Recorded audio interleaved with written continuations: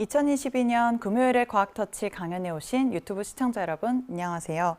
저는 사회를 맡은 선운초등학교 교사 임혜랑입니다. 우리는 이 두 눈으로 사랑하는 가족들을 보고 아름다운 풍경을 봅니다. 오늘의 강연은 눈과 관련이 있는데요. 강연을 해주실 서울대학교 의과대학 김정훈 교수님을 모셔보겠습니다. 안녕하세요, 교수님. 네, 안녕하세요. 교수님, 오늘은 실명 극복을 위한 유전자 세포 치료의 현 주소라는 주제로 강연을 해주신다 하셨는데요. 오늘의 강연 내용 간단하게 소개 부탁드립니다. 오늘 제가 말씀드릴 내용은 제목에 있는 것처럼 최근에 과학기술이 발전하면서 가장 많이 주목도 받고 발전을 하고 있는 분야가 유전자 치료와 세포 치료라고 하는 첨단 치료 분야인데요. 이러한 첨단 치료가 제일 많이 적용되고 있는 부분이 실명과 관련된 질환들에 관련된 것입니다. 그래서 실제로 진료 현장에서 실명과 관련된 환자를 보고 있고, 또 이러한 실명을 가지고 있는 아이들에게, 또 환자들에게 이런 첨단 치료를 적용하기 위해서 연구를 하고 있는 제가 진행되고 있는 첨단 치료의 모습들에 대해서 간단히 설명드리도록 하겠습니다. 네. 유전자 치료로 실명까지 극복한다니 오늘의 강연이 더욱더 기대가 됩니다. 강의를 시작하기에 앞서 광주 금요일의 과학터치만의 이벤트를 안내해 드리겠습니다. 첫 번째는 우수 질문 이벤트입니다. 실시간 강의를 들으시면서 어려워서 이해가 잘 안 가는 부분이나 궁금한 점이 생겼을 때 채팅창에 질문을 남겨주세요. 이 중 4분을 선정하여 편의점 모바일 상품권 보내드립니다. 그러니 오늘도 궁금한 내용이 나오면 망설이지 마시고 질문을 남겨주세요. 강연이 끝나고 질의응답하는 시간에 교수님과 이야기 나눠보도록 하겠습니다. 두 번째는 돌발 퀴즈 이벤트입니다. 강연 중 교수님께서 돌발 퀴즈를 내실 예정인데요. 이 퀴즈에 제일 먼저 정답을 맞춘 한 분께 모바일 상품권 보내드리니 오늘의 강연에도 집중해주세요. 그럼 지금부터 실명 극복을 위한 유전자 세포 치료의 현 주소라는 주제로 오늘의 강연 시작하겠습니다.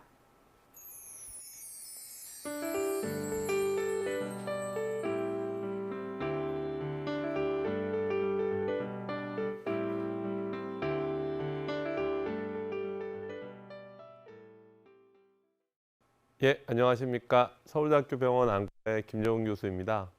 앞서 말씀드린 것처럼 제가 오늘 말씀드릴 내용은 최근 의과학 분야에 가장 각광받고 있는 분야 중에 하나죠. 유전자 치료와 세포 치료와 관련된 기술들의 간략한 역사를 소개해드리고, 그러한 역사들을 바탕으로 만들어진 최근의 이런 치료 기술들이 가장 많이 적용되고 있는 곳이 눈 질환입니다. 그래서 눈 질환에서 적용되고 있는 기술들에 대해서 간단히 소개해 드리도록 하겠습니다. 과학기술의 어떤 구체적인 내용을 말씀드리기보다는 이러한 기술들이 진행되고 있는 그냥 개요를 설명드린다고 생각하시면 되고, 편안한 마음으로 들으시면 되겠습니다. 생명현상을 설명하는 가장 대표적인 용어 중에 하나가 센트럴 도그마라는 용어가 있습니다. 사실 센트럴 도그마라는 용어는 그렇게 익숙하지가 않으실 텐데, 이 센트럴 도그마는 아주 쉽게 얘기하면 우리가 생명현상에 제일 중요한 역할을 하는 게 결국 세포라고 생각하면, 그 세포에 있어서 세포의 제일 중요한 역할을 하는 게 단백질이고, 그러한 단백질을 만들어내는 데 중요한 역할을 하는 게 RNA, 그리고 RNA의 정보를 주는 시작점이 DNA입니다. 그래서 DNA에서 RNA, 그리고 RNA에서 단백질로 만들어지는 이런 생명현상의 흐름을 센트럴 도그마라고 합니다.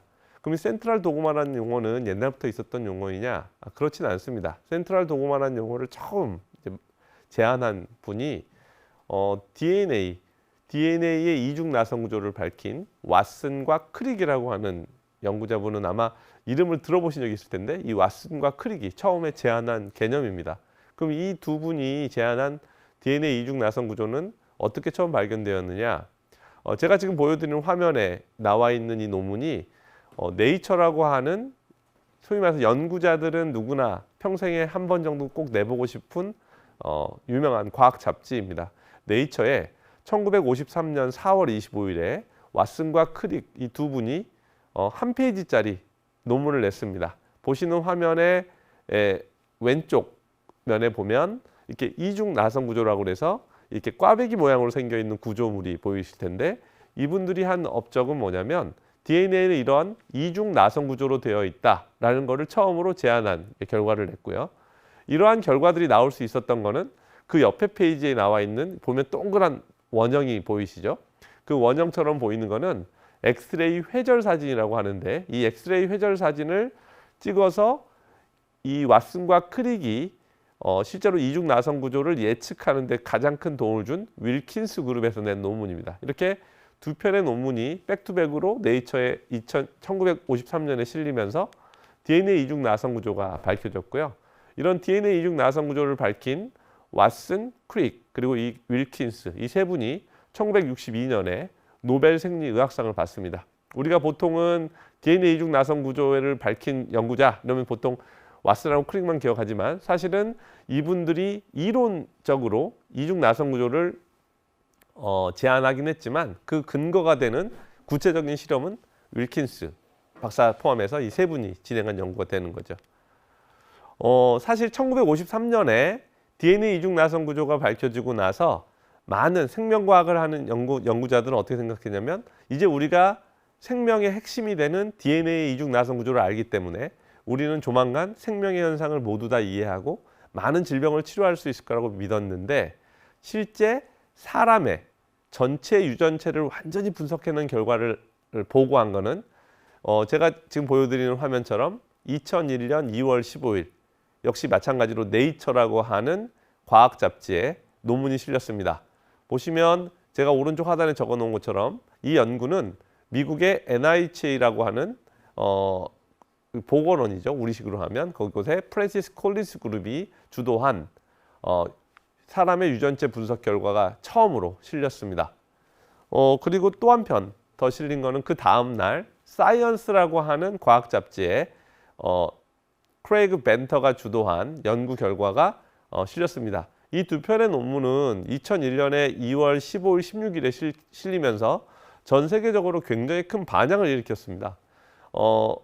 여기 계신 분들 중에 2001년 이전에 태어나신 분도 있고 그 이후에 태어나신 분도 계시겠지만 저는 2001년이 제가 병원에서 레지던트로서 이제 한참 근무하던 시기고 그때가 레지던트 3년차 때였거든요. 그래서 사실 이 논문이 나왔을 때 전 세계적으로도 엄청나게 큰 반향이 있었지만 의과대학을 졸업하고 의사로서 트레이닝을 받고 있는 저한테도 굉장히 큰 의미가 있었던 연구인데 왜냐하면 제가 의과대학 졸업하고 레지던트를 하면서부터 본격적으로 연구를 시작했는데 이 논문이 나오면서 제가 어떤 생각을 했냐면 내가 더 이상 임상의사로서의 일보다는 연구자로서 일을 더 해야겠다는 생각도 들었고 그 연구는 아마도 사람의 유전체를 연구하고 사람의 유전자를 치료하는 연구를 해야 하는 게 이제 앞으로 방향인가 보다라고 생각할 정도였으니 굉장히 큰일이었죠. 실제로 2001년에 이 두 편의 논문이 나오고 나서 전 세계적으로는 굉장히 큰 과학계의 큰 사건으로 생각했었습니다. 그래서 제가 앞서 말씀드린 프랜시스 콜린스와 크레이그 벤터가 이 두 분이신데 이 두 분이 언론의 인터뷰에 이런 인터뷰를 했습니다. 앞으로는 인간의 불치병과 난치병을 치료할 수 있는 방법을 찾는 게 너무너무 당연한 거고 앞으로 한 20년 후가 지나면 20년 후면 2020년이죠. 그러니까 저희로 하면 이제 2년 전 일이겠지만 20년 후에는 우리는 아마도 유전자 조작 인간을 탄생시킬 수 있을 것이다 라고 하는 굉장히 장밋빛 미래를 제안했었습니다. 그런데도 실제로 안타깝게도 현실은 그랬지 못했습니다. 2001년에 사람의 유전체를 완전히 분석한 결과가 나오고 난 다음에 한 10년이 지난 2010년에 이 두 분께서 네이처라는 잡지에 또 다른 글을 하나 더 실습니다. 이건 논문으로 발표한 게 아니라 에디토리얼이라고 해서 이제 글을 쓰는 거죠. 에세이처럼. 거기 뭐라고 쓰셨냐면 사람의 유전체를 분석한 그 연구가 굉장히 과학적으로는 많은 도움이 됐긴 했지만 실제 개개인의 건강을 증진하는 데는 크게 도움이 된 것 같지는 않다라고 하셨어요. 그럼 왜 이런 일이 생겼을까요? 다른 건 아니고 아까 제가 말씀드린 센트럴 도그마라는 걸 말씀드렸는데 이러한 유전자 DNA의 이중 나선 구조가 밝혀지고 DNA를 분석하는 기술이 50년 동안 많이 발전하는 동안에 이 과학 기술은 이런 유전자를 분석하는 기술, 진단적인 기술에 많이 집중해서 발전한 거에 비하면 실제 분석을 통해서 찾아낸 문제점을 해결하는 기술은 그렇게 발전하지를 못했습니다. 실제로 우리들이 알고 있는 대부분의 많은 치료제는 우리가 보통 케미칼, 이게 스몰 몰레큘이라고 부르는데, 그런 약물들은 또 항체 치료제 이런 것들은 대부분이 단백질을 원래 목표로 하는 치료제가 되고요.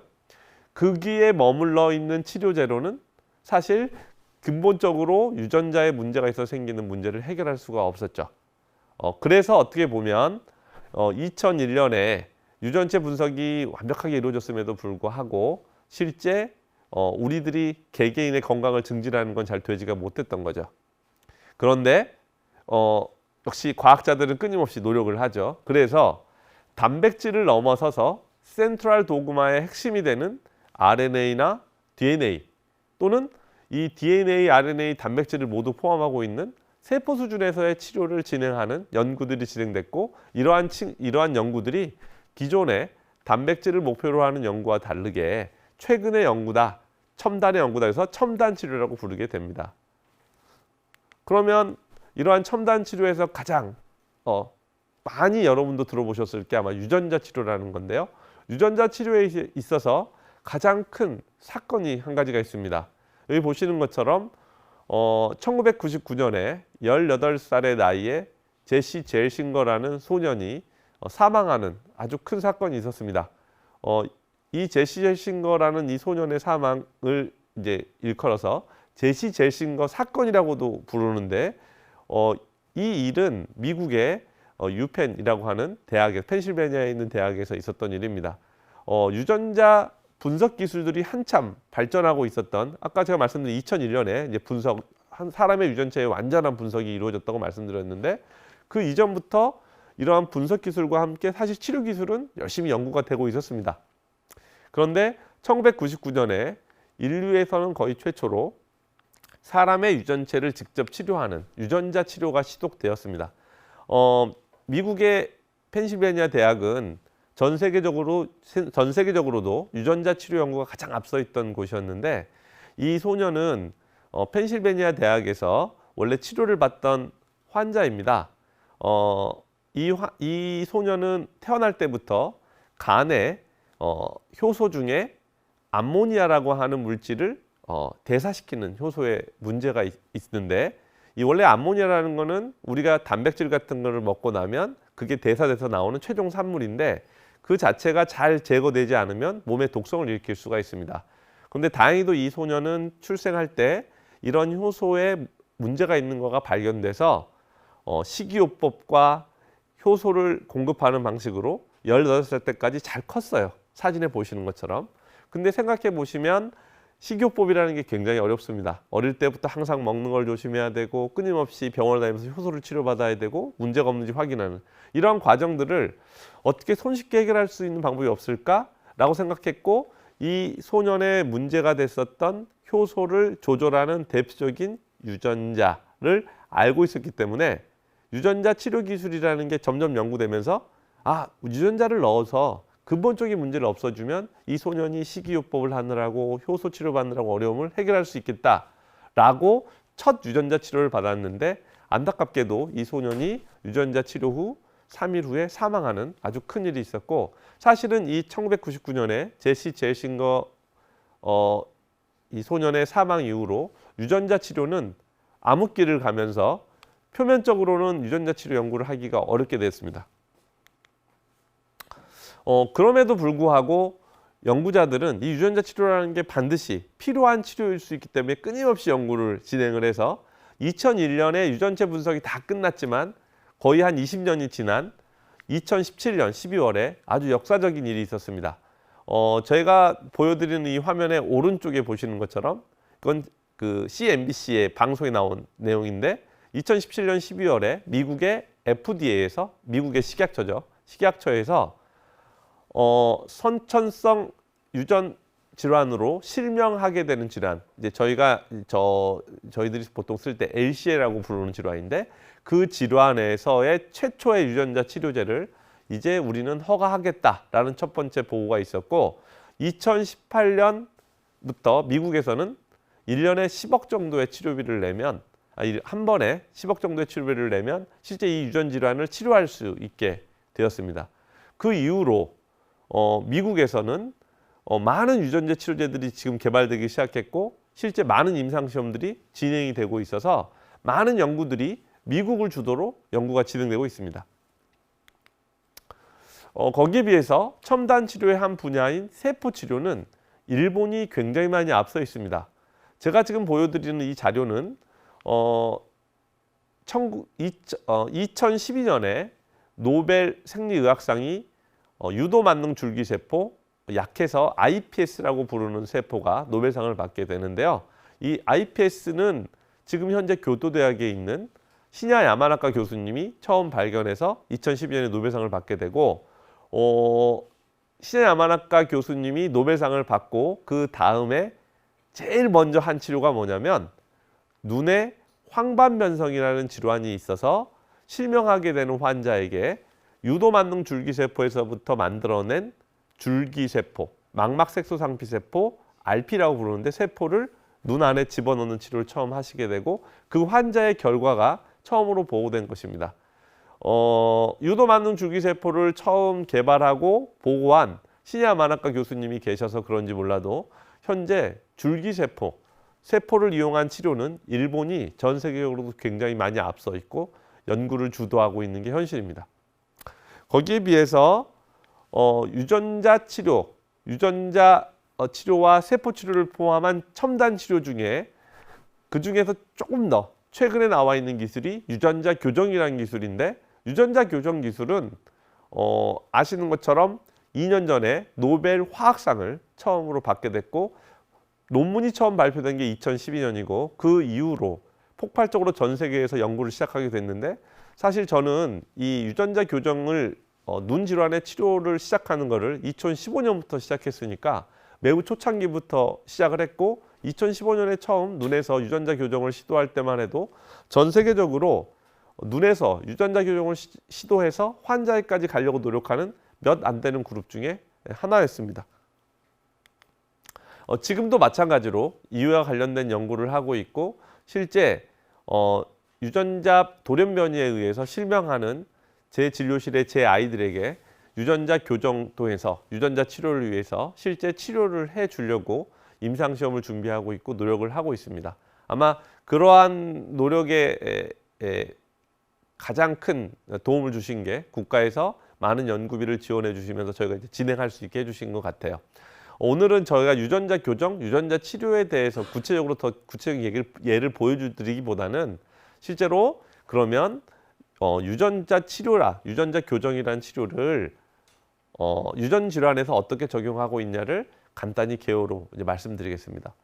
저희가 유전 망막 질환이 있는 환자에게 치료를 해야겠다라고 생각할 때는 크게 세 가지가 필요합니다. 일단 이 환자가 정말로 유전자 치료나 유전자 교정을 해야 할 대상이 맞는가를 파악하는 게 필요할 것이고 두 번째로는 그러면 유전자 치료, 유전자 교정 또는 세포 치료 중에 어떠한 방법을 쓰는 게 제일 좋은 방법이 될 것인가를 결정해야 되는 게 하나일 것입니다.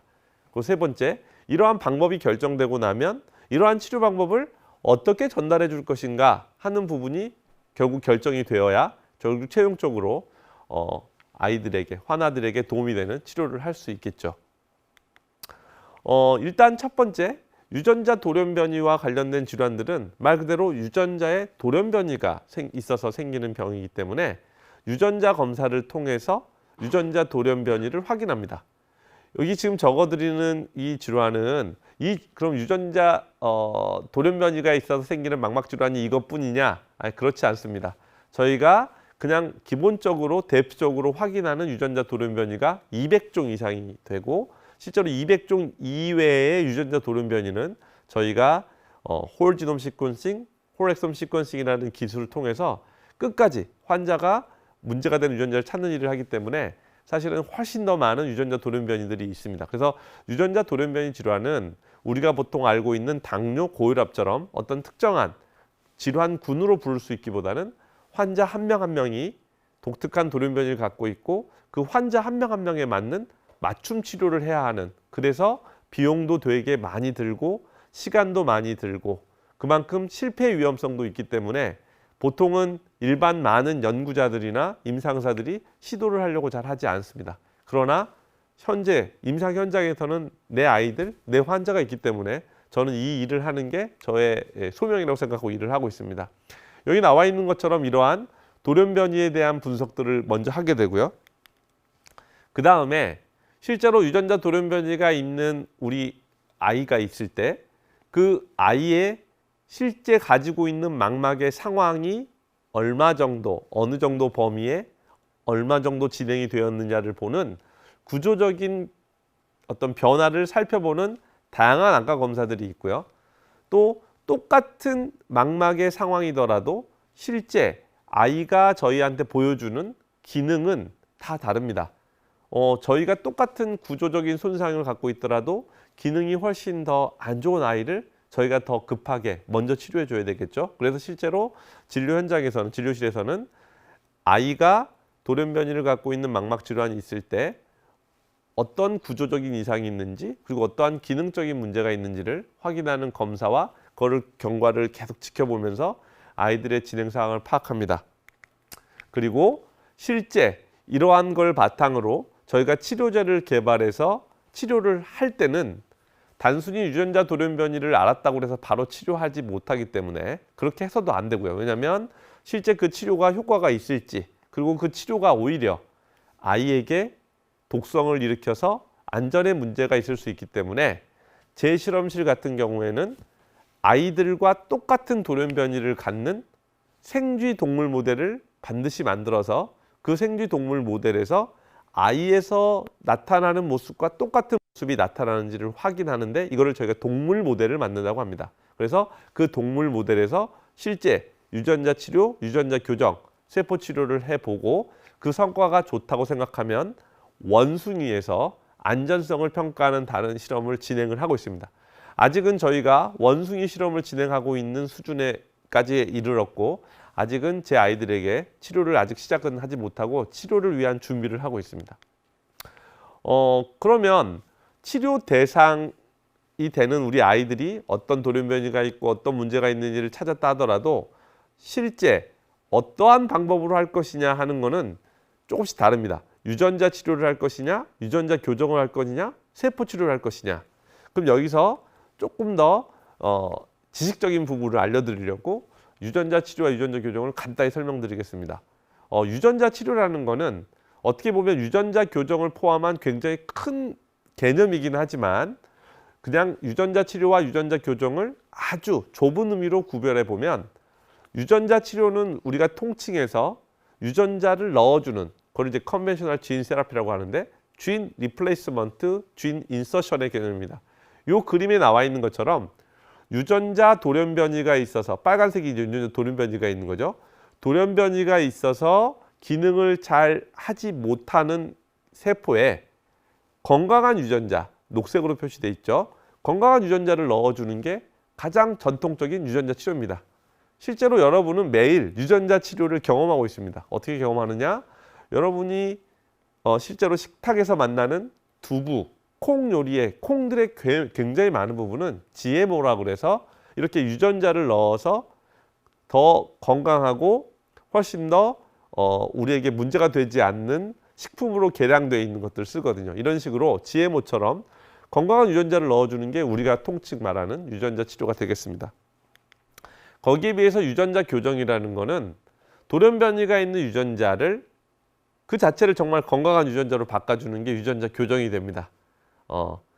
이론적으로는 유전자 교정이 훨씬 더 완벽한 방법인 것 같지만 방법적으로 훨씬 어렵습니다. 그리고 유전자 치료와 유전자 교정이 갖고 있는 장단점이 분명히 있는데 오늘은 그렇게 자세히까지는 설명드리지 않고 유전자 치료는 일반적 유전자 치료는 건강한 유전자를 넣어주는 것이고 유전자 교정이라는 것은 건강하지 않은 돌연변이가 있는 유전자를 건강한 유전자로 치료해 주는 것이다 라고 하는 개념 정도만 이해하는 것으로도 충분하다고 생각합니다. 그리고 실제 저희가 사용하는 세포 치료라는 것은 여기 나와 있는 것처럼 보면 되게 그림이 복잡하죠. 우리가 실제 사용하는 세포 치료는 되게 다양한 방법이 있습니다. 그러니까 배아에서부터 유도한 줄기세포가 있기도 하고 성체에서부터 얻은 줄기세포도 있고 성체라는 게 우리 몸에서 얻은 줄기세포이고요. 또 하나는 우리 몸에서 그냥 체세포를 얻었는데 그 체세포를 줄기세포로 만드는 아까 말씀드린 유도 만능 줄기세포라고 말씀드렸죠.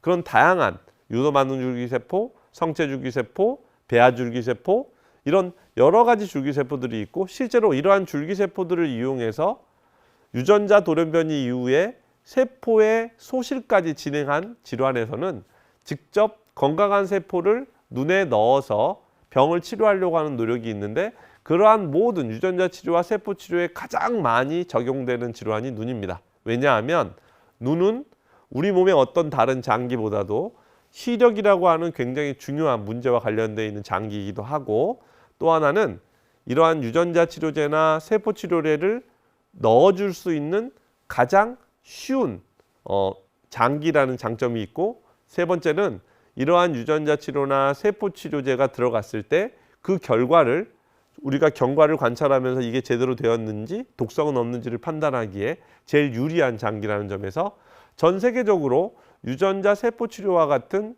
첨단 치료를 연구하는 모든 연구자들이 제일 1순위로 생각하는 장기가 눈입니다. 그래서 사실 이 분야는 전 세계적으로 가장 경쟁이 많은 그룹입니다. 그래서 그만큼 저도 좀 힘든 부분이 있죠.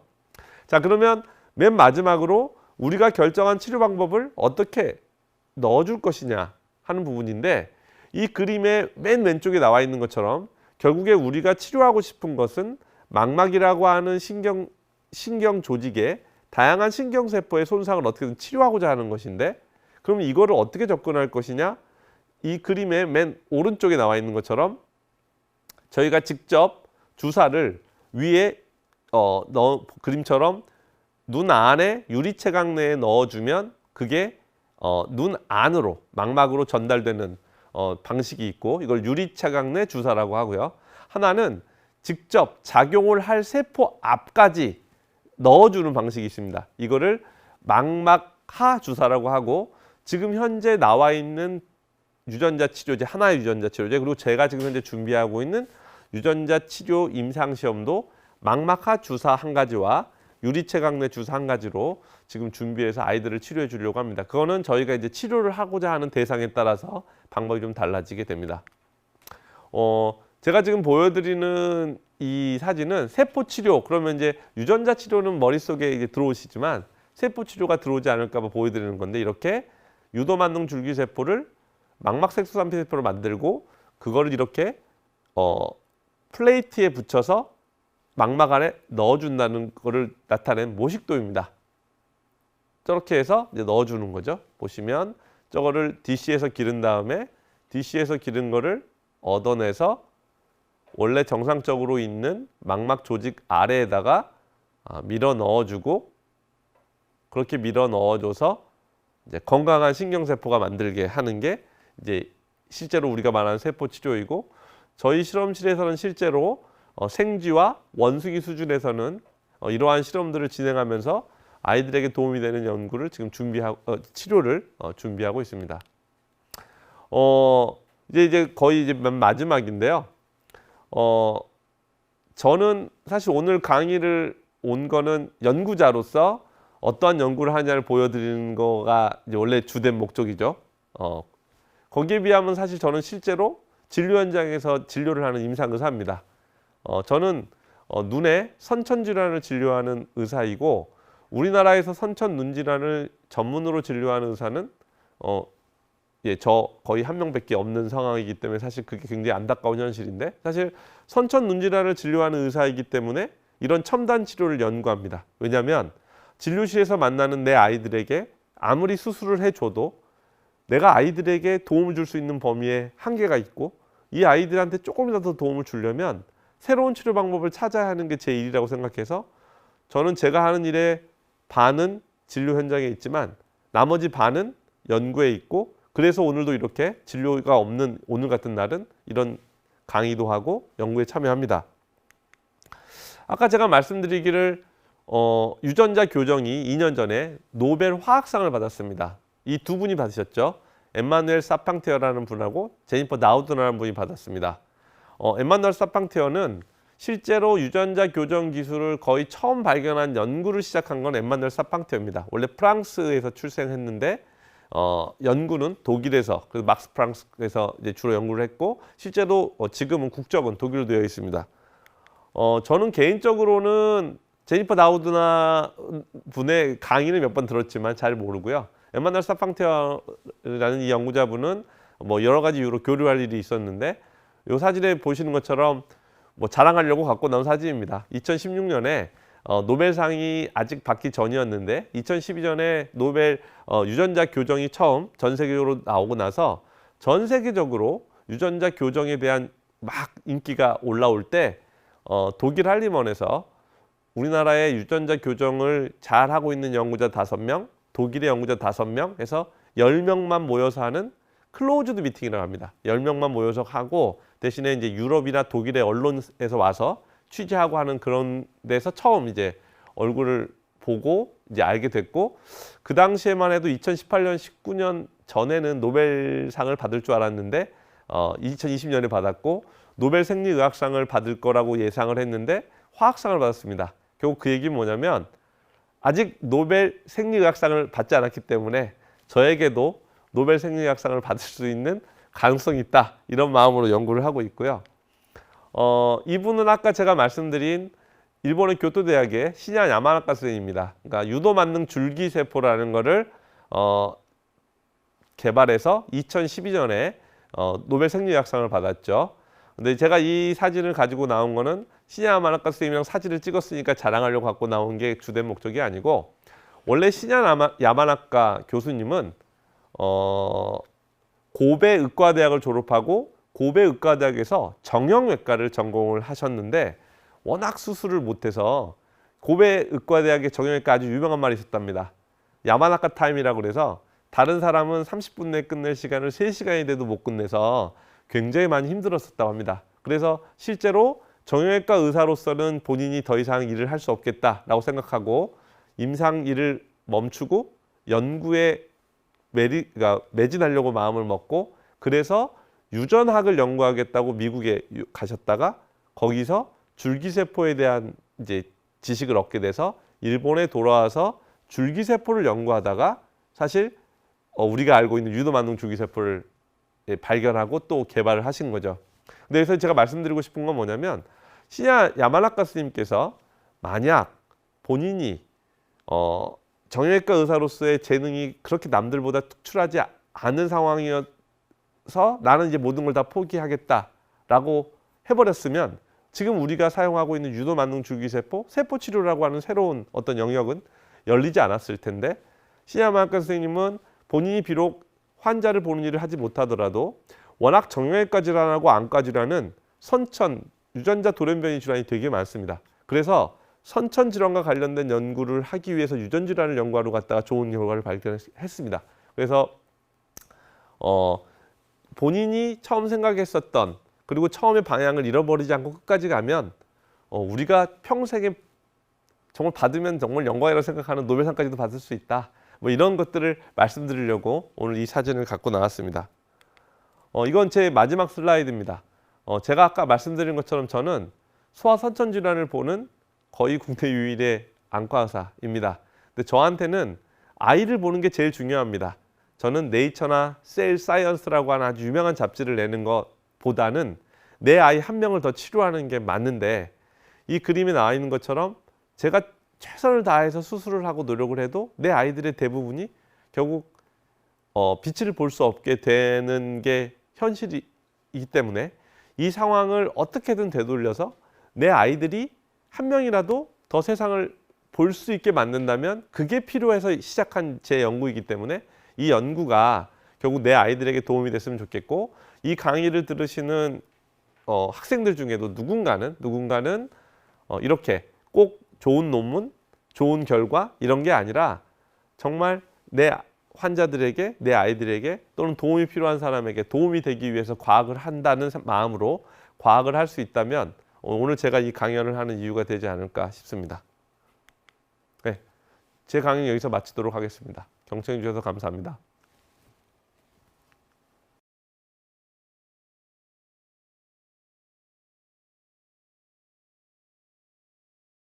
유익한 강연해 주신 교수님께 정말 감사드립니다. 오늘 이렇게 온라인 강연 해보신 소감 어떠셨을까요? 일단은 이렇게 직접 대면해서 저희가 이제 얘기하는 게 아니어서 약간은 어색하긴 하지만 그래도 이제 제가 말씀드리려고 했던 내용이 잘 전달됐는지는 모르겠습니다. 네. 잘 전달되었습니다. 네, 감사합니다. 네, 오늘 중간에 돌발 퀴즈 나갔는데요. 네. 제가 다시 한번 읽어보도록 하겠습니다. 생명 현상의 중심 원리라고 생각하는 DNA가 RNA로, RNA가 프로테인으로 연결되는 과정을 무엇이라고 부르는가로 돌발 퀴즈 나갔는데요. 정답이 뭔가요, 교수님? 네, 정답은 센트럴 도그마입니다. 네. 정은님께서 가장 먼저 맞춰주셨습니다. 축하드립니다. 오늘도 많은 질문들이 들어왔는데요. 네, 지금부터 질문 하나하나 드리도록 하겠습니다. 네, 먼저 첫 번째 질문입니다. 코스모스님께서 남겨주셨는데요. 유전자 분석으로 미래에 어떤 병이 걸릴지 예측이 가능한가요, 교수님? 네, 실제로 그러니까 유전자 분석이라는 걸 통해서 내가 지금 현재 괜찮은데 어떤 병이 생길 것이다라는 거를 예측한다기보다는 그런 병이 생길 가능성에 대해서 미리 예방하는 방법을 찾는다가 전 맞는 것 같습니다. 그래서 많은 경우에 유전자 이제 분석이라는 기술이 개발되고 그러면서 우리가 걱정할 만한 아주 심각한 질환들에 대해서 이러이러한 돌연변이가 있습니다라고 알려지면서 많은 분들이 유전자 돌연변이에 대한 검사를 해야겠다고 많은 검사도 했고 실제로 그 검사를 했을 때 그 결과가 나오면 나는 그 병에 정말 걸릴 거야 라고 걱정을 하시는데 실제로 유전자 돌연변이는 물론 어떠한 돌연변이 아주 극히 일부의 돌연변이는 그 돌연변이가 있을 때 100% 질환이 생길 수 있긴 하지만 대부분의 돌연변이는 돌연변이가 있더라도 실제로 그게 병으로 또 문제가 되는 경우는 굉장히 적습니다. 이제 그걸 저희가 penetration, 그러니까 투과율이라고 표현하는데 실제로 그렇기 때문에 본인의 어떤 그 검사를 했더니 어떠한 이상이 돌연변이가 발견됐다고 그럴 때 나는 그것이 될 것이라고 절망하시면 절대 안 되고 그렇기 때문에 내가 이런 문제를 빨리빨리 발견하려고 미리미리 예를 들면 뭐 건강검진을 받는다든지 아니면 내 몸을 더 건강하게 하는 생활을 한다든지 하는 게 훨씬 더 중요하기 때문에 저는 오히려 유전자 돌연변이가 질병을 예상한다라기보다는 그걸 통해서 내가 더 예방한다. 그게 더 중요하다고 생각합니다. 네. 걸릴 수 있는 가능성을 알아보고 미리 예방한다라고 정리해 주셨습니다. 네. 다음 질문 이어서 드릴게요. 나는야 환경 크리에이터님께서 남겨주셨어요. 유전자 치료 중에 유전자 가위라는 게 있다고 들었는데요. 실제로 상용 가능한 날이 언제쯤 올 수 있을까요? 네. 제가 오늘 말씀드린 내용 중에 유전자 교정이라는 게 유전자 가위입니다. 그러니까 처음에 이제 유전자 교정이 지놈 에디팅이라는 용어를 어떻게 사용할 것인가에 대해서 그냥 유전자 가위, 유전자 교정, 유전자 편집이라는 용어들이 서로 섞여서 사용했기 때문에 어떤 분은 가위라고 알고 어떤 분은 편집이라고 어떤 교정이라고 알지만 지금은 대체적으로는 유전자 교정이라고 국내에서 이제 얘기하기 시작하는 거니까 유전자 교정이라고 생각하시면 되는데 현재 유전자 교정은 2020년에 노벨 화학상을 이제 받고 난 다음에 전 세계적으로도 이제 그 전부터 연구가 많이 되고 있었지만 본격적으로 임상 시험이 미국에서 시작되고 있습니다. 아까 제가 말씀드렸죠. 미국이 많은 연구를 진행하고 있는데 2020년에 노벨 그 상을 받은 연구자들이 관여하는 회사에서 선천 눈질환, 아까 제가 말씀드린 제가 지금 진료도 하고 하는 유전성 망막 질환 중에 일부 질환에 대해서 실제 임상 시험을 진행을 하고 있고 현재까지 100여 명의 아이들이 실제로 치료를 받아서 현재 2, 3년 정도의 결과가 이미 보고되고 있기 때문에 현재까지는 임상시험이라는 방법으로 진행되고 있지만 유전자 치료는 일반적인 치료제하고 다릅니다. 일반적인 치료제는 임상시험을 시작하더라도 저희가 실제 쓸 때까지 한 10년의 시간이 걸린다고 생각하시면 되겠지만 유전자 치료제는 1상, 2상, 3상이라는 전 과정을 거칠 수가 없습니다. 치료제의 특성상. 그래서 현재 치료제 2, 3년 후에 이 결과가 안전성만 잘 확보된다면 조만간 실제로 이제 치료에 들어올 거라고 생각을 하고 있습니다. 그리고 실제로 저희도 2년 정도 후쯤에 첫 환자들 치료해 주려고 저희 연구자주도 임상을 준비하고 있습니다. 네. 이렇게 2년 후라고 말하니까 2년 후가 벌써 기대가 됩니다. 네. 네. 다음 질문 이어서 드릴게요. 최은영 님께서 남겨주셨습니다. 유전자 모델을 만드는데 평균 어느 정도 기간이 걸리는지 궁금합니다. 네. 그러니까 아마 말씀하신 유전자 모델이라는 게 아까 제가 말씀드린 질환 모델, 동물 모델을 말씀하시는 것 같아요. 근데 이제 보통은 유전자 모델, 동물 모델 만드는 게 엄청나게 긴 시간이 걸릴 것 같지만 다행히도 이전에 많은 연구자분들께서 이러한 기술들을 많이 이제 발전을 시켜드렸고 특히 유전자 교정이라는 기술이 나오면서 현재 생쥐의 유전자 돌연변이를 갖고 있는 모델을 만드는 거는 저희가 실제로 저희 아이들을 이제 준비하면서 보니 1년 정도의 시간이 저희가 거의 집중하면 환자 한 명의 유전자 돌연변이와 똑같은 돌연변이를 갖고 있는 생쥐는 1년 정도 후면 저희가 표현형을 분석하는 그러니까 똑같은 질환을 나타나는지 또 치료를 해보는 모델이 만들어지기 가능한 것 같습니다. 평균 1년 정도 걸린다고 합니다. 네, 다음 질문 드릴게요. 송이송이 재송이 님께서 남겨주셨는데요. 제 친구들 중에 생활 습관이 안 좋은데 눈이 좋은 친구가 있고 TV나 핸드폰은 자주 안 하는데 또 눈이 굉장히 안 좋아서 마이너스 시력인 친구도 있습니다. 이런 이유는 유전 때문인가요? 정답은 유전 때문은 아니고요.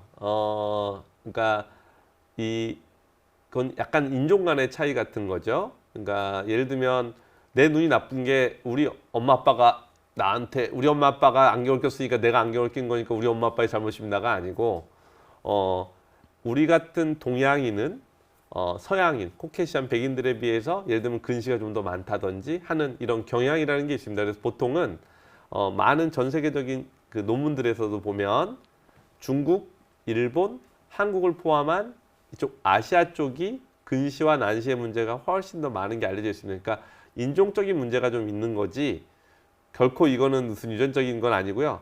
물론 생활 습관에서 개선할 부분도 있을 수 있고 실제로 이런 근시가 진행하는 거에 있어서 생활 습관이 일부 일조할 수 있다는 연구 보고들도 있긴 하지만 제 생각은 우리가 마치 성장하면서 키가 크는 걸 막을 수 없고 그러면 성장할 때 모든 사람이 다 키가 엄청나게 크고 누구는 그러니까 다 키가 다른 것처럼 조금씩의 근시 난시의 진행에 좀 차이가 있을 수 있는 것이지 이거는 뭐 특별히 유전이다 이렇게 생각하지는 않으셔도 될 것 같습니다.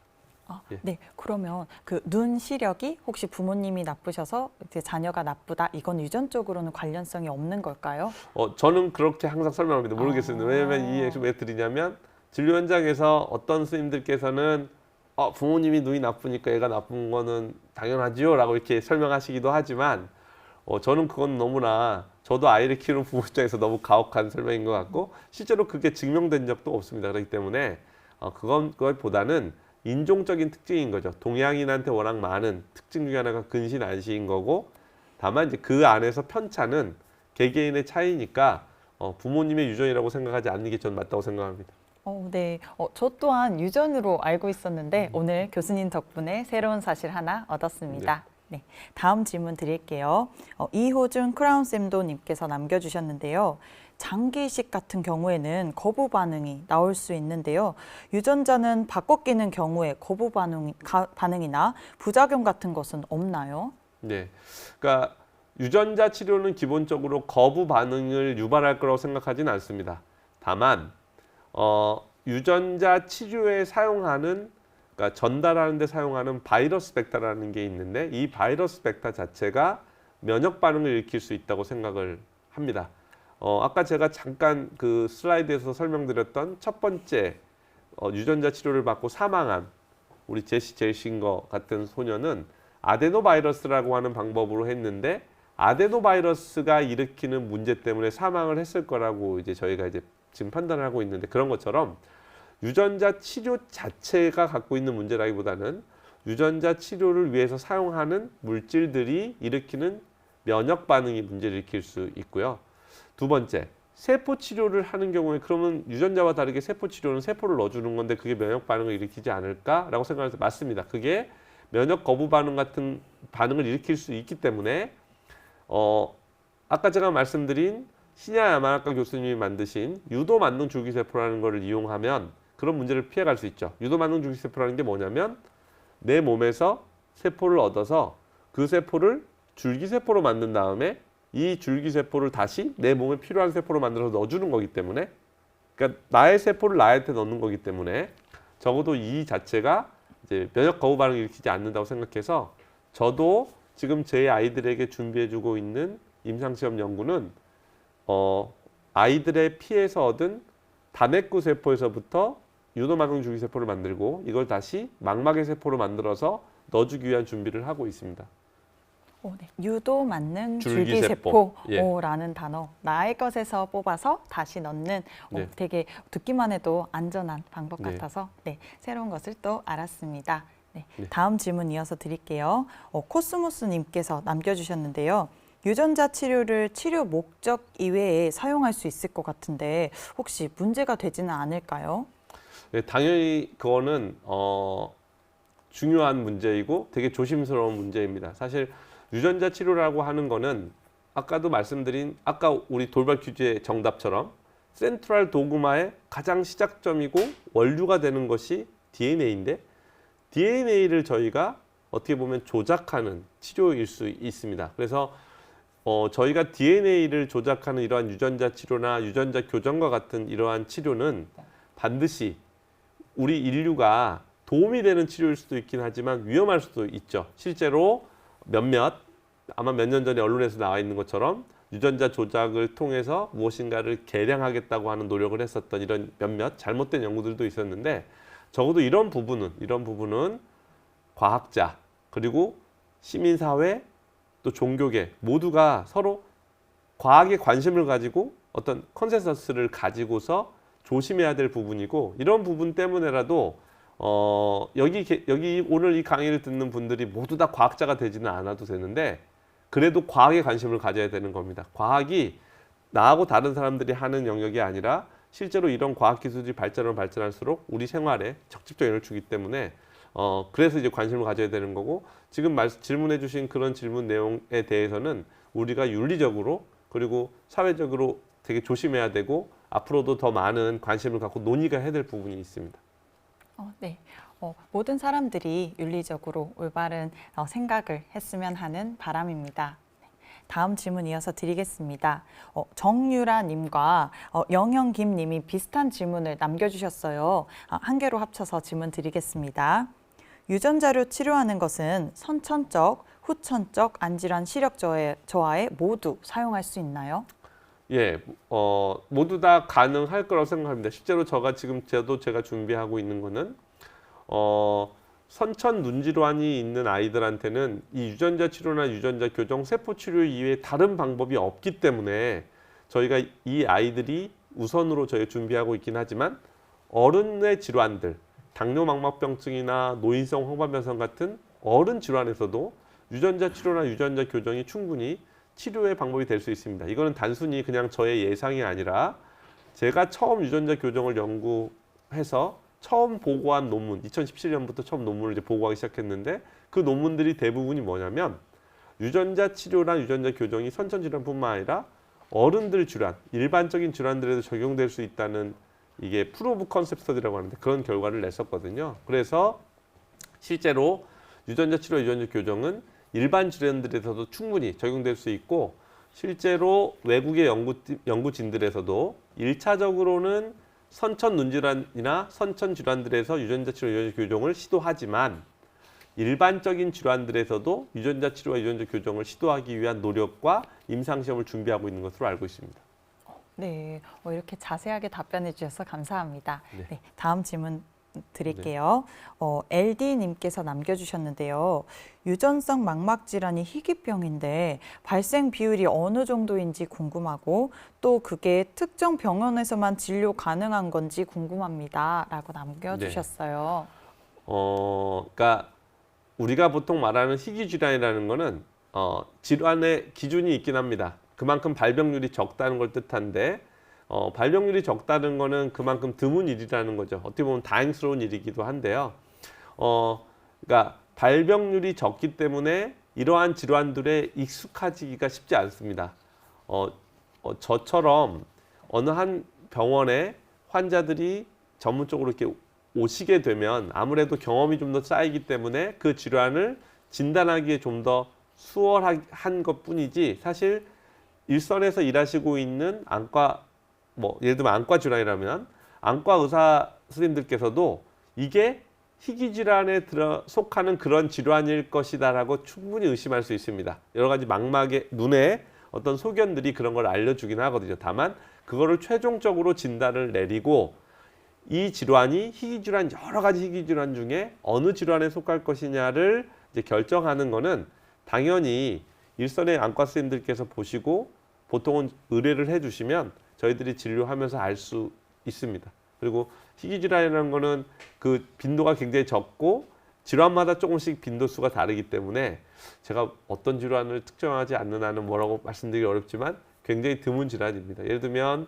어떤 질환 같은 경우는 우리나라의 전체 인구에서 환자 수가 50명 이내일 것이다, 80명 이내일 것이다 느껴지고 실제로 저희가 지금 준비하고 있는 임상시험 준비하는 질환 같은 경우는 저희가 추정하기로는 우리나라 전체 인구의 80명에서 100명 선일 것이다. 이런 질환들을 저희가 준비하고 있기 때문에 되게 적은 질환이라고 생각하시면 되겠습니다. 네. 다음 질문 드리겠습니다. 최은영님께서 남겨주셨는데요. 이렇게 교수님께서 어린이를 대상으로 유전자 치료를 준비하신 특별한 이유가 혹시 있으실까요? 네, 아까 그 강의의 맨 말미에 말씀드린 것처럼, 그러니까 제가 진료하는 내 아이들이 제 진료실에서 진료하는 현장에서 길지 않은 시간 내에 시력을 잃어가는 걸 직접 바라보고 있으면 무엇인가를 하지 않을 수 없습니다. 그러니까 이거는 뭐 어떤 계기가 있기보다는 이 진료를 보는 의사라면 그런 생각을 안 갖는다는 게 오히려 이상하다고 생각을 하거든요.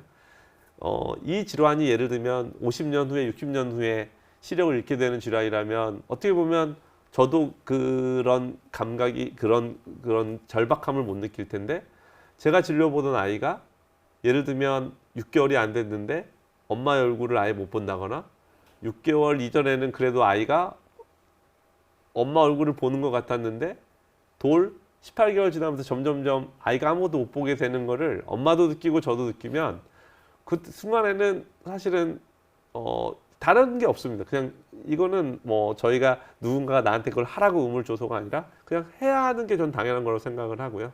그래서 시작한 것입니다. 네. 방금 그 말씀해 주신 사례 저도 옆에서 들으면서 가슴이 먹먹하네요. 얼른 이 연구가 빨리 개발되어서 많은 어린아이들이 맑은 세상을 볼 수 있으면 좋겠습니다. 네. 다음 질문 또 이어서 드릴게요. 정유라님께서 남겨주셨는데요. 아이가 태어나기 전에 유전자 검사를 통해 선천적인 질병들을 미리 알 수 있잖아요. 근데 아이가 뱃속에 있을 때부터 이런 유전자 치료를 미리 할 수 있는 방법은 없을까요? 지금 현재는 그래도 저희 나라가 저는 그 복지국가고 선진국가에 그래도 많이 다가가고 있다고 느끼는 건 뭐냐면 국가에서 유전자 돌연변이를 갖고 있는 질환의 가능성이 꽤 높은 경우에는 태아 상태, 엄마 뱃속에 있는 상태를 저희 태아라고 부르는데 태아 상태일 때 태반을 통해서 유전자 돌연변이를 확인할 수 있는 그런 검사를 하는 거를 국가에서 꽤 점점점 늘려가고 있는데 질환들을 점점 지원해주고 계십니다. 그래서 저희가 현재 진단까지는 가능은 한데 아직까지는 치료는 불가능합니다. 이거는 뭐 기술적으로 아직 태어난 아이들한테 치료하는 것도 이제 초창기라는 것도 있지만 또 하나는 엄마 뱃속에 있는 상태에서 저희가 어떠한 치료를 한다는 거는 아까 제가 말씀드린 이 소위 말해서 아직은 유전자 치료를 통해서 그러니까 치료를 하는 것도 좋지만 사회적인 어떤 우리들의 어떤 동의가 필요한 부분이 여전히 있으면서 엄마 뱃속에 있는 태아를 치료하는 부분에 대해서는 아직 저희가 사회적인 컨센서스를 갖고 있지는 않고 또 기술도 조금은 더 개발이 돼야 될 부분이 있습니다. 네. 네. 자세하게 답변해 주셔서 감사합니다. 이건 제가 궁금한 건데요. 혹시 유전자 세포 치료로 나중에 저희 수명도 이렇게 길어질 것 같은지 길면 어느 정도 또 길어질 것 같은지 질문 드립니다. 예. 그러니까 유전자 세포 치료를 통해서 저는 우리의 수명이 얼마나 길어질까에 대해서 이게 정답이 아닐지 모르겠는데 분명한 건 뭐냐면 우리의 수명이 길어지더라도 우리의 몸은 원래 생리적으로 22살, 24살 이후에 계속 노화를 겪게 됩니다. 그러니까 다시 젊어지는 건 아니고 내가 나이가 들었지만 어느 정도의 기능을 유지하는 거라고 생각을 하기 때문에 현재 많은 과학자들은 호모 헌드레드라는 용어를 씁니다. 이제는 정말로 100세까지는 인간의 수명을 늘릴 수 있지 않을까라고 생각합니다. 다만 그 수명이 150살이 되고 200살이 될지는 모르겠는데 저는 100살 정도까지는 내가 노화가 됐지만 기능을 유지할 수 있을 것 같은데 그 이유는 잘 모르겠어요. 그 이후에는 그러니까 기능을 잘 유지하면서 갈 수 있을지 잘 모르겠습니다. 근데 실제로 이제 유전자 치료나 유전자 교정, 세포 치료 같은 이러한 기술을 포함한 이 과학 기술이 발전하면서 우리의 수명은 충분히 늘 거라고 생각을 하고 있고 지금 현재도 저희가 지금 생각하는 기대 수명이 82세 이 정도를 돼 있으니까 굉장히 많이 이제 늘어나 있는 건 맞습니다. 다만 이제 중요한 거는 아무리 수명 자체는 늘더라도 건강한 삶을 살기 위해서는 단순히 이런 유전자 치료, 세포 치료로는 안 되고 평상시에 건강한 음식, 건강한 생활, 건강한 생각을 갖는 게 훨씬 더 중요하지 않을까 그렇게 생각합니다. 네, 역시 건강한 삶에는 네. 유전자 치료뿐만이 아니라 건강한 삶을 위한 노력들이 네. 필요하다고 말씀해 주셨습니다. 네, 마지막 질문 드릴게요. 최지영 님께서 남겨주셨는데요. 망막색소 변성증의 경우 혹시 초기 증상은 어떤 현상으로 미리 가늠하거나 예상할 수 있을까요? 사실 그러니까 저희가 망막색소 변성 환자를 이제 보통 약해서 RP라고 부릅니다. 레티나이티스 피그멘토자라고 이제 통칭해서 부르기 때문에 RP라고 하는데 최종적으로 RP라고 진단을 받은 환자분들이 되돌아서 생각해 보면 나는 젊을 때부터 이런 증상이 있었어라고 얘기하는 증상들이 있습니다. 그 중에 가장 대표적인 증상이 야맹증이라는 증상인데요. 야맹증이라는 거는 이제 한자어로 좀 더 어렵게 느끼시겠지만 밤에 어두운 곳에서 내가 물체를 잘 못 봅니다라는 건데 그 이유는 이런 RP라고 하는 질환이 있을 때 결국 세포가 손상을 받게 되면 빛을 감지하는 로드라고 하는 세포가 손상을 받게 돼서 아주 일찍부터 빛을 감지하는 부분에 대해서 약간 불편감을 느끼실 수 있게 돼요. 그래서 가장 흔한 증상은 내가 어두운 곳에서 생활하기 좀 힘들어한다는 거죠. 가장 대표적인 게 뭐냐면 내가 저녁에 잠자다 일어나서 화장실을 가려고 그러는데 나는 정말 어두운 데서 아무것도 안 보여. 아니면 나는 저녁에 물 좀 먹으러 가려고 그러는데 냉장고까지 물 찾으러 가는데 너무 힘들어. 이런 증상 얘기하는데 근데 잘 생각해 보면요. 그냥 그런 병이 없는 분들도 나 밤에 막 일어나서 어두워서 잘 안 볼 수도 있기 때문에 너무 걱정하지는 마시고 그러한 증상이 있더라도 그게 초기 증상일 때는 다른 심각하지 않은 질환과 비슷한 모습을 나타내니까 그래도 혹시 그런 증상이 나는 너무 걱정이 된다 그러면 한 번 정도 꼭 이 3차 병원 이런 큰 병원이 아니더라도 근처 안과병원에서 충분히 사진을 찍어보거나 간단한 기능 검사로 유추해 볼 수 있기 때문에 그렇게 해보셔도 됩니다. 근데 저는 그것보다는 너무 걱정하지 않는 게 더 좋은 것 같습니다. 네. 흔히들 밤에 잘 안 보이는 그런 사람들이 많은데 이런 간단한 거에서부터 망막색소 변성증을 또 한번 알아볼 수 있다니 좋은 말씀 해주셨습니다. 마지막 질문 추가로 들어와서 하나만 더 드릴게요. 송이송이 재송이님께서 교수님의 일과가 궁금합니다. 의사를 꿈꾸는 학생들이 많은데요. 의사로서의 삶이 힘들지는 않으세요? 라고 남겨주셨습니다. 예, 정말로 힘듭니다. 그래서 저는 개인적으로는 의사가 되는 것도 되게 재밌고 뭐 왜 재밌다고 느끼냐면 내가 배운 기술로 내 환자들에게 도움을 줄 수 있다는 게 굉장히 보람되고 기쁜 일이긴 한데 의사로 근무를 하면서 연구를 하는 건 정말 너무 힘듭니다. 정말 너무 힘듭니다. 그래서 저는 근데 실제로 제가 환자에게 도움이 되는 연구를 하면서 느끼는 많은 부분 중에 하나가 뭐냐면 제가 이 연구를 할 수 있는 거에 가장 큰 거는 예를 들면 제가 지금 유전자 치료나 세포 치료를 위한 준비하는 저희 팀에는 저와 같은 교수급의 연구 책임자분 10분이 같이 하시거든요. 전국에. 같이 한 팀을 이뤄서 합니다. 다만 최종적으로 치료하는 맨 마지막에 제가 있기 때문에 마치 제가 대장처럼 나와서 무슨 발표도 하고 하는 것뿐이지. 근데 그 9분이 없으면 이 연구는 전혀 되지 않습니다. 아까 제가 보여드린 슬라이드에 보면 무슨 유전자를 분석하는 거, 동물 모델을 만드는 거, 결정하는 거, 진단 방법을 개발하는, 진단 장비를 개발하는 거 포함해서 모든 거. 그러니까 저는 정말로 아이들의 질환 또는 뭐 다른 질환들에 도움이 되는 거를 하고자 한다면 저는 의과대학을 와서 물론 의사로서 의료 기술을 시행하는 것도 중요한데 어느 분야에서 연구를 하든 다 도움이 된다는 겁니다. 그리고 실제로 저랑 같이 연구하시는 분 중에는 물리학을 전공하신 분도 계시고 공대 교수님도 계세요. 그분들은 전혀 본인이 의학을 연구하지 않았지만 왜 하냐?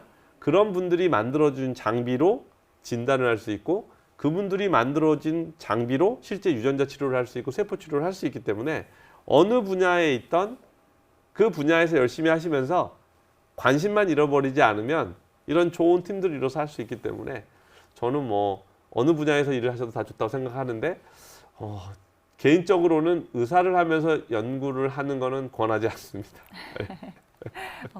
네, 이렇게 교수님 같은 분들이 계셔서 교수님 포함하여 많은 분들께서 연구를 해주신 덕분에 우리 아이들의 미래가 더욱더 밝을 것 같습니다. 네. 네, 이렇게 다양한 질문들에 자세하게 답변해 주셔서 감사합니다, 교수님. 네, 감사합니다. 오늘 우수 질문 이벤트에 당첨되신 분들은요. 송이송이 재송이님, 이호준 크라운쌤도님, 정유라님, 엘디님이십니다. 축하드립니다. 이것으로 질의응답 시간을 마치도록 하겠습니다. 긴 시간 동안 멋진 강연과 자세한 답변해 주신 교수님께 다시 한번 감사드립니다. 오늘 강연을 끝으로 2022년 금요일의 과학터치가 모두 마무리되었습니다. 내년에도 많은 시청 부탁드립니다.